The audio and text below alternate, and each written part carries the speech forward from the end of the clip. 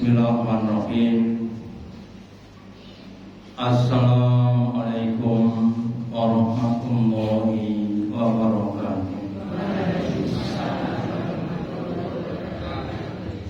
Alhamdulillah, alhamdulillahilladzi at'amana bi nikmatil imani wal islam. Asyhadu an la ilaha illallah wahdahu la syarika lah wa asyhadu anna Muhammadan abduhu wa rasuluhu la nabiyya wa la rasula ba'da. Allahumma sholli ala Muhammad wa ala ali Muhammad kama shallaita ala ali Ibrahim innaka Hamidum Majid wa barik ala Muhammad wa ala ali Muhammad kama barakta ala ali Ibrahim innaka Hamidum Majid. Allahu ta'ala fi kitabihil karim. A'udzu billahi minasyaitonir rajim. Ya ayyuhalladzina amanu ittaqullaha haqqa tuqatih wa la tamutunna illa wa antum muslimun. Wa qala Rasulullah sallallahu alaihi wasallam, innallaha tu'til mala ala ma yuhibbu wa ma la yuhibbu wa tu'til imana ala ma yuhibbu. Bapak Ibu hadirin yang dirahmati Allah, yang pertama dan utama, marilah kita selalu meningkatkan kesyukuran kita, keimanan dan ketakwaan kita kepada Allah Ta'ala, dan yang telah memberikan kepada kita kenikmatan-kenikmatan yang banyak, terutama nikmat iman, nikmat Islam, nikmat takwa, kenikmatan yang hanya diberikan kepada orang yang dicintai Allah Ta'ala. Nabi bersabda, innallaha tu'til mala ala ma yuhibbu wa man la yuhibbu. Sesungguhnya Allah Ta'ala itu memberikan harta benda itu kepada orang-orang yang dicintai dan yang tidak dicintai, siapapun diberi. Tetapi waktu til imanan atau waktu til Islam, Allah hanya memberikan keimanan atau keislaman Allah mayuhibbu, atas atau kepada orang yang dicintai. Meskipun itu bapaknya Nabi, ibunya Nabi, istrinya Nabi, anaknya Nabi, kalau tidak dicintai Allah, tidak diberi keimanan. Contohnya bapaknya Nabi Ibrahim, istrinya Nabi Nuh, anaknya Nabi Nuh, itu adalah keluarga-keluarga intinya Nabi, tetapi tidak diberi keimanan. Dan kita keturunan Nabi yang kesekian puluh kali Nabi Adam sampai kita berapa kali keturunan, Alhamdulillah kita diberi nikmat keislaman. Misalnya berusaha untuk semakin mensyukuri nikmat Islam ini dengan cara memberikan nilai, memberikan arti bahwa keislaman ini nilainya Bapak Ibu lebih mahal dibanding dengan dunia dan seisinya. Kok tahu begitu? Ya karena untuk bisa masuk surga itu harus orang-orang yang Islam, harus orang-orang yang iman.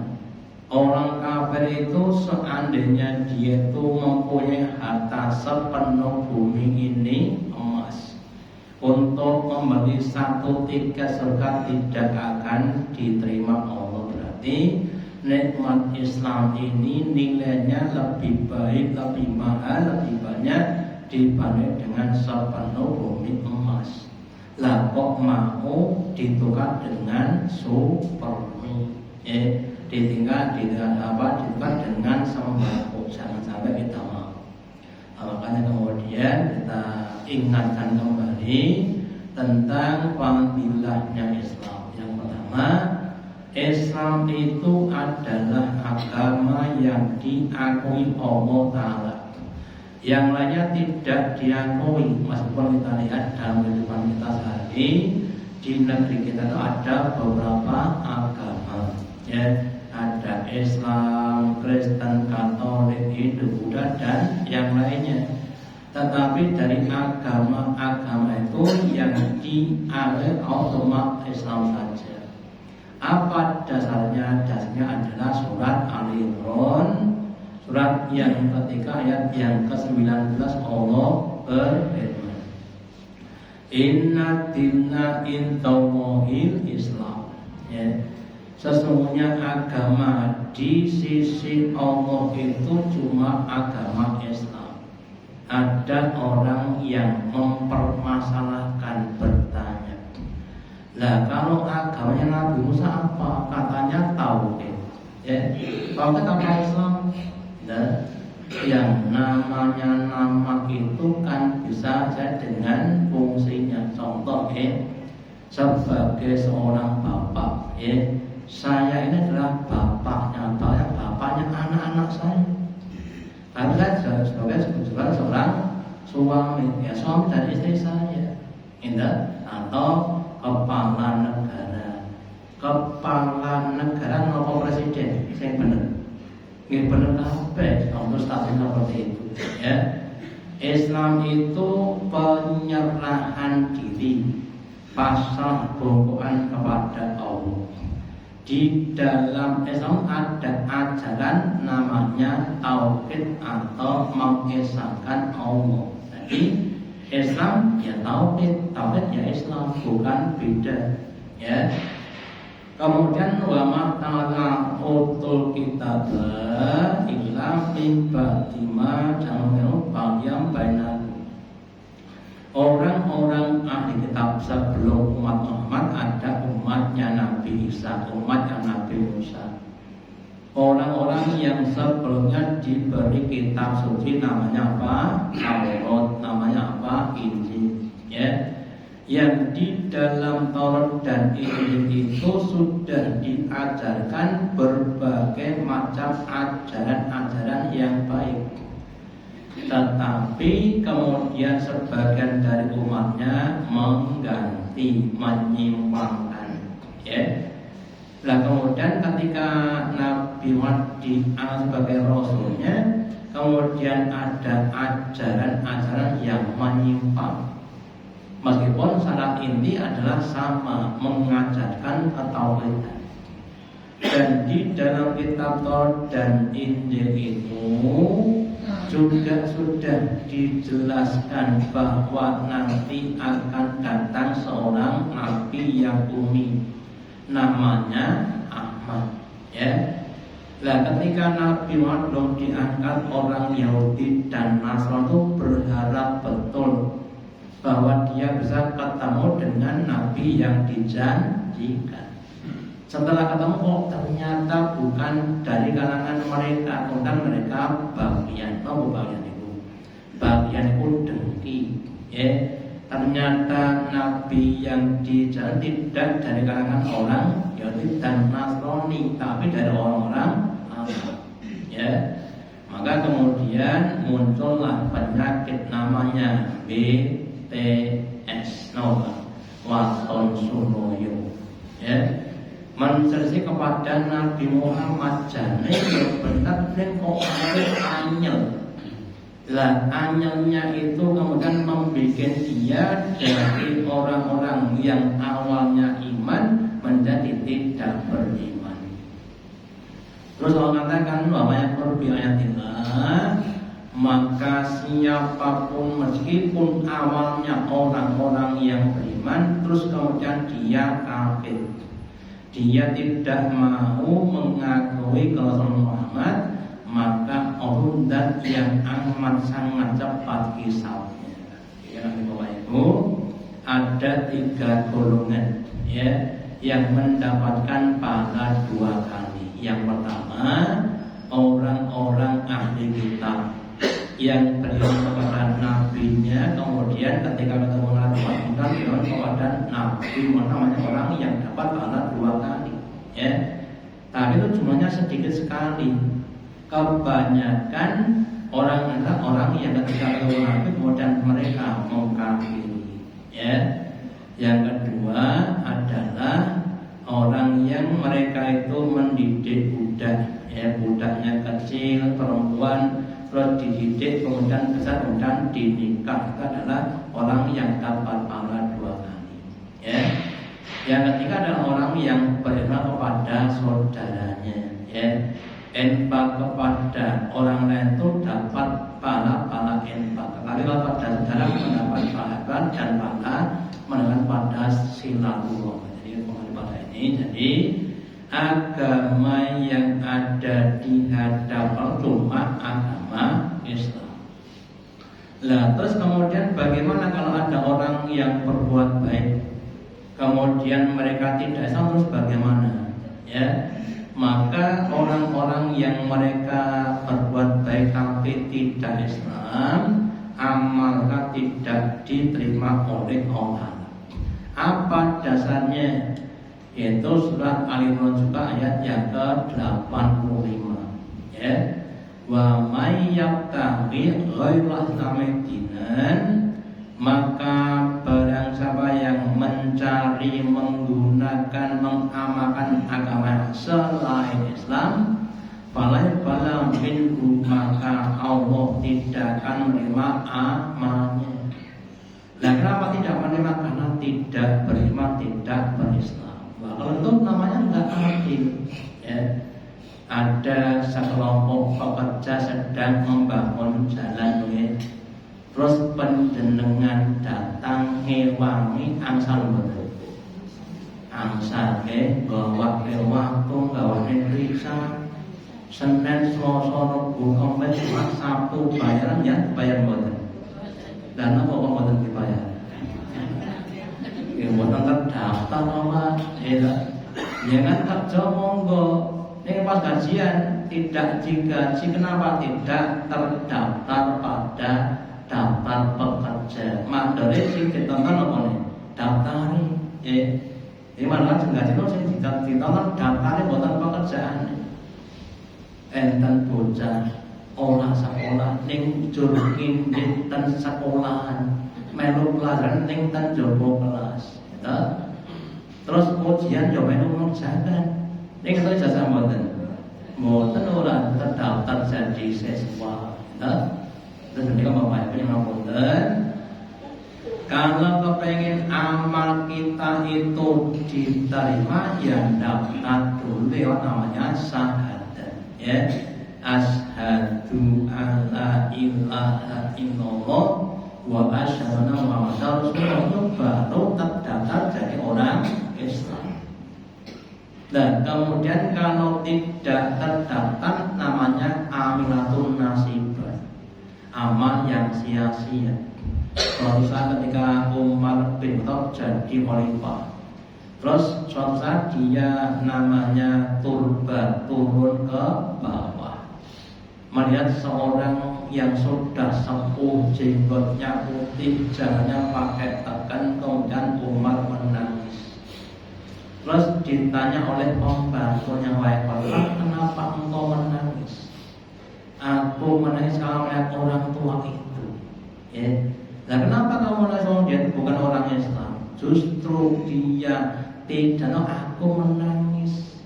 Kenapa? Karena amalnya sia-sia. Amilatun nasibah, amal yang sia-sia, sudah dikerjakan rekoso, mengorbankan waktu, tenaga, pikiran, dana, tapi tidak diterima. Akhirnya saya selana rohamiyah, mereka akan masuk ke dalam neraka yang menyala. Makanya Bapak Ibu, kita sudah mempunyai modal ya. Apa modal? Modalnya keislaman, modalnya keimanan. yang harus kita pertahankan dan kita kembangkan supaya menjadi semakin Islam.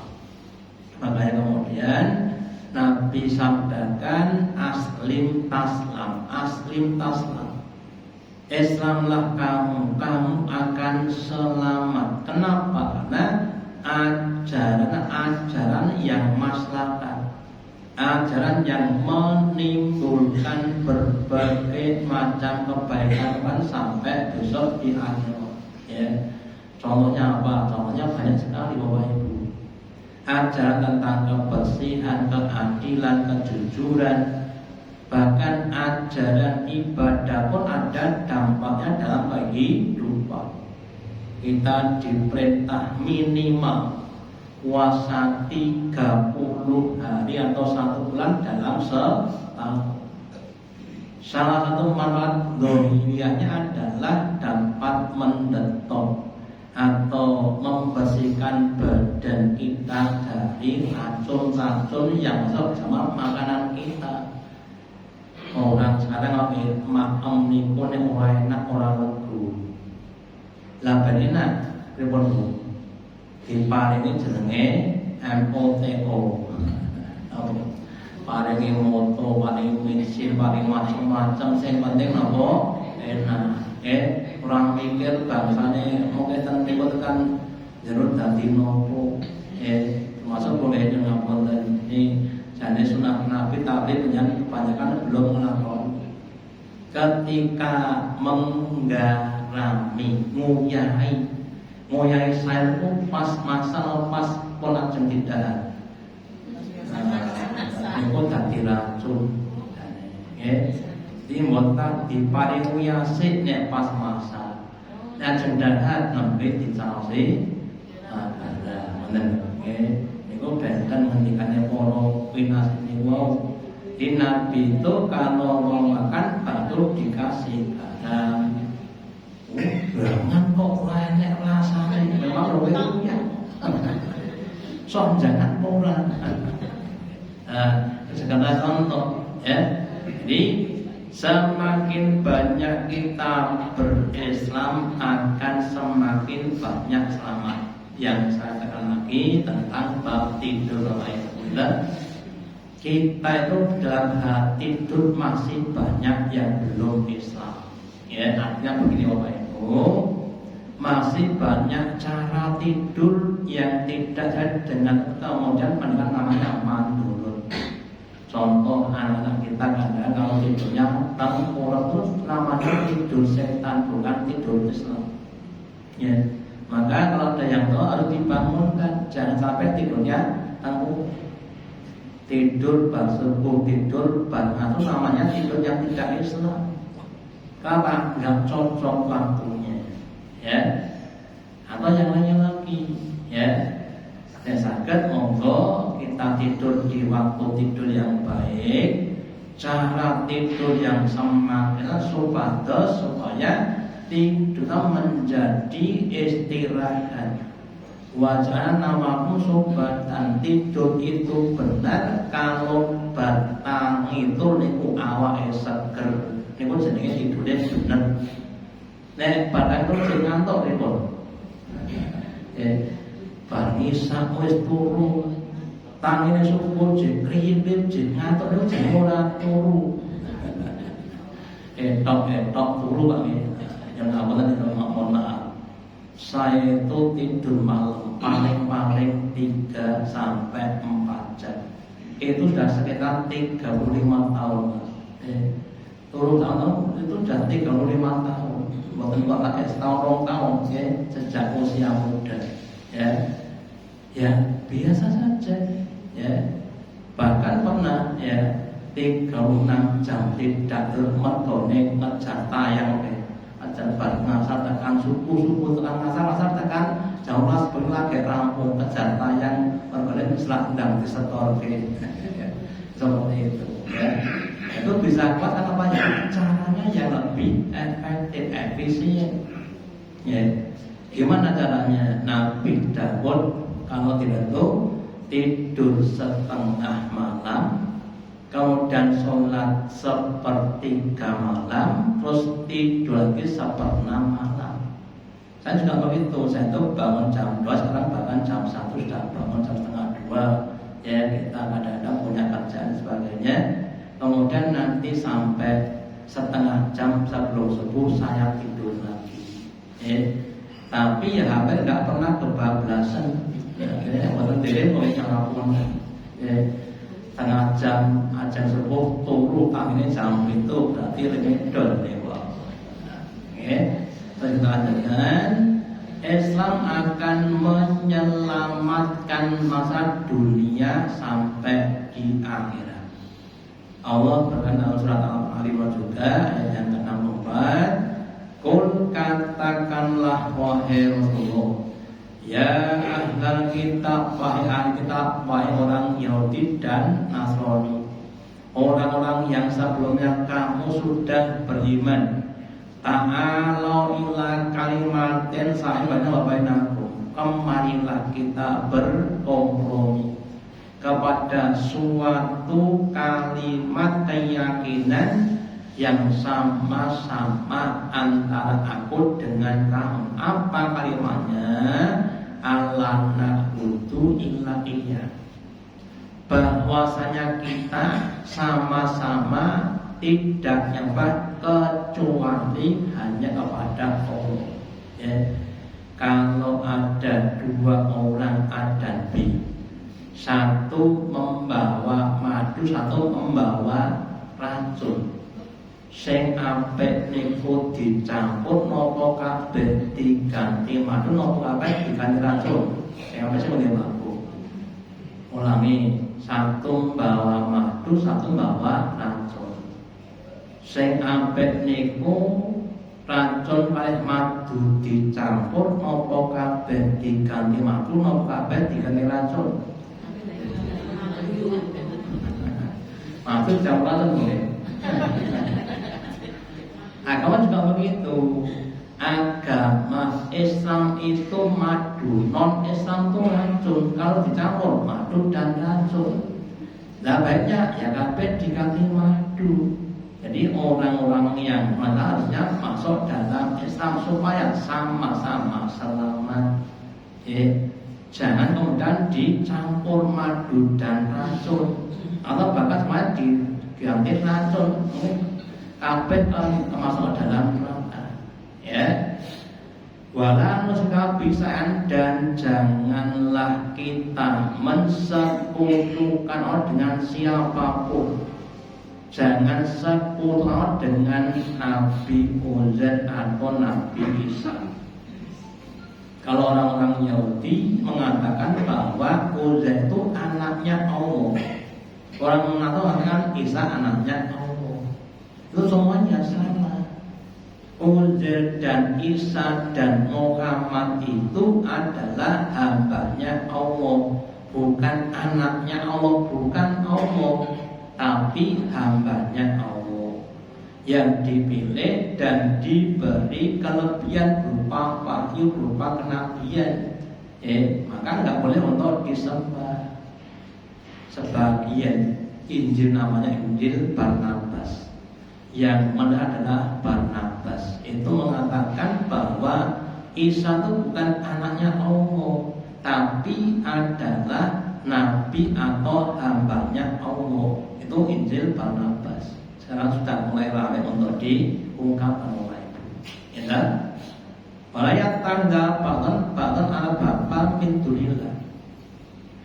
Dan janganlah kita itu menjadikan apapun atau sebenarnya sebagai arbaban min dunillah, Tuhan-Tuhan selain Allah. Jangan, ya.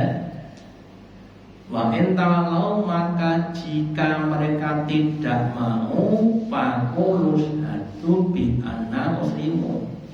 Kalau mereka orang kitab tidak masalah, ya sudah, kamu nyatakan kamu itu adalah orang yang Islam.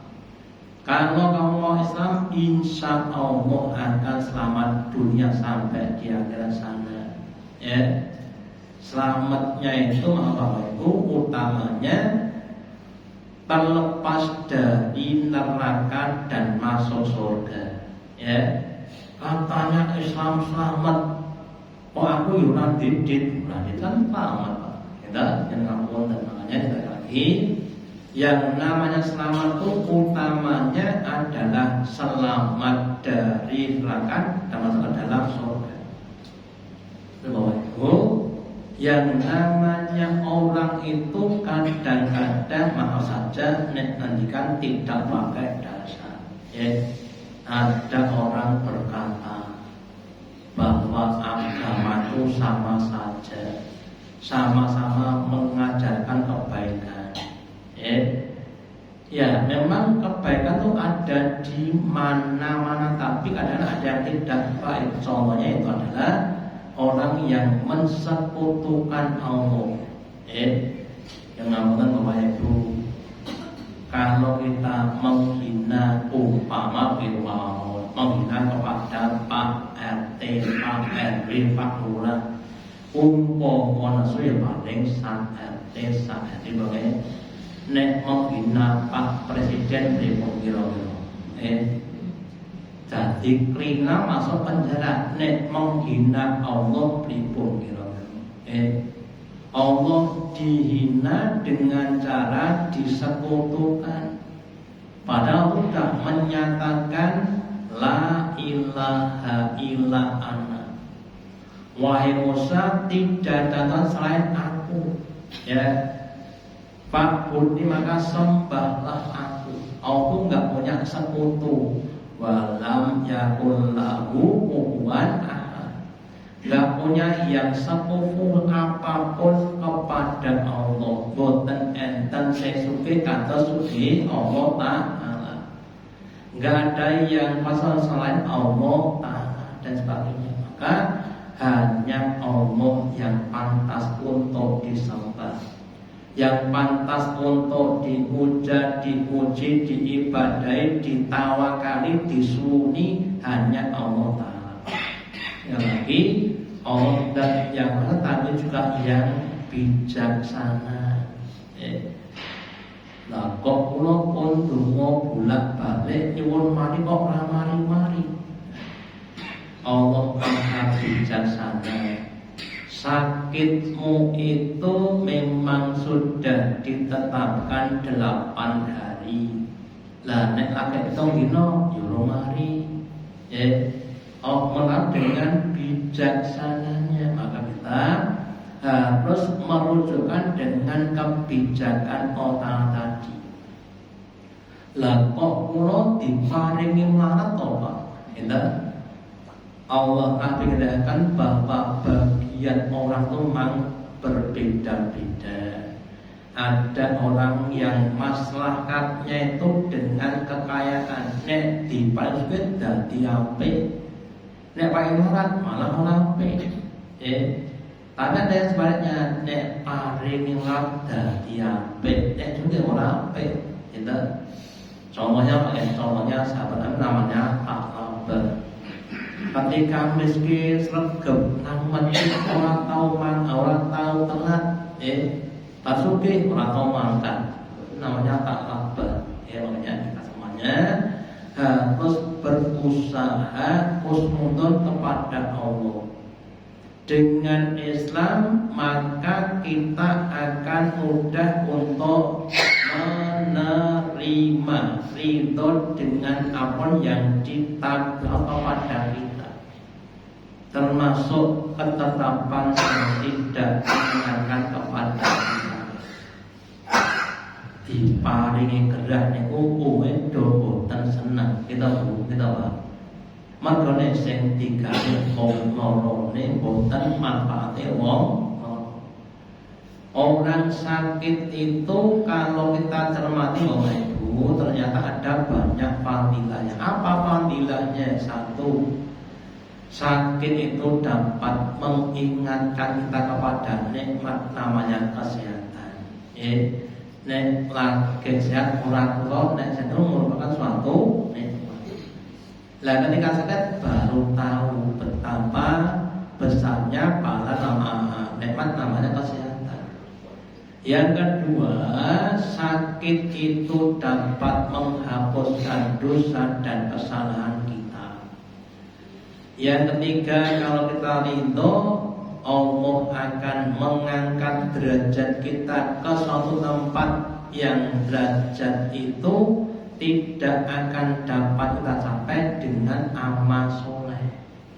Lah dengan sakit kita ridho akan sampai di tempat itu. Ya, makanya Allah sampaikan berusaha untuk berhusnudzon kepada Allah, termasuk nanti apapun yang ada pada rumah tangga kita masing-masing. Nek pas enten masalah kali anak kali bojo kali kadang-kadang enten ati yo marai panas gitu. Dia anak kandhane ngayane kalau terati ampun apa atas Pak. Ning nek boten enten masalah ora pinter-pinter dengan adanya kemudian kita berpikir bagaimana kita mengatasi anak kita. Terus kita dapat ilmu, ternyata lewat kisahnya Nabi Ibrahim.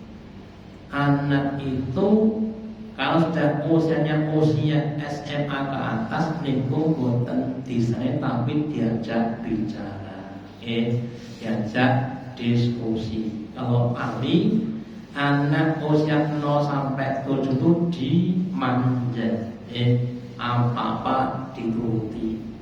7 sampai 14 dijadikan budak, kongkon buang sampah, kon nyapu, kon isa-isa. 14-21 terus diajak bicara, seperti temannya. Itu adalah cara mendidik anak. Lah kalau cerita jur diseneni, Senin diseneni, Selasa diseneni meneh. Kalau itu diseneni terus, ya kemudian jadi stres nanti anaknya. Ya, makanya monggo kita harus banyak-banyak belajar, ya. Utamanya dengan Islam supados nopo, supados semakin lama semakin Islam, semakin selamat, semakin hidup ini menjadi ringan. Istilahnya adalah orang yang dia efektif, efisien, dengan pengorbanan sedikit mendapatkan pahala yang banyak, dengan pengorbanan mendapatkan manfaat yang banyak. Ya, jangan sampai pakai korban kata untuk emosi, jangan begitu. Itu namanya orang-orang yang rugi. Ya, amal pun begitu. Ya, kemudian monggo semua amal kita diniatkan ikhlas lillahi ta'ala, supaya kita mendapatkan pahala yang maksimal. Kalau masih ada yang belum, monggo diikhlaskan, ya. Diikhlaskan dengan cara kita merasa kalau kita tidak ikhlas, kemudian dijaga sampai kita ketemu Allah dalam keadaan hamba-hamba yang berserah diri dan mendapatkan derajat yang tinggi di hadapan Allah Ta'ala. Ya, mungkin yang saya sampaikan semua ada manfaatnya. Allahumma taqabbal minna innaka antas samiul alim wa tub alaina innaka antat tawwabin. Dengan doa majelis subhanallahi wa bihamdika asyhadu an la ilaha illa anta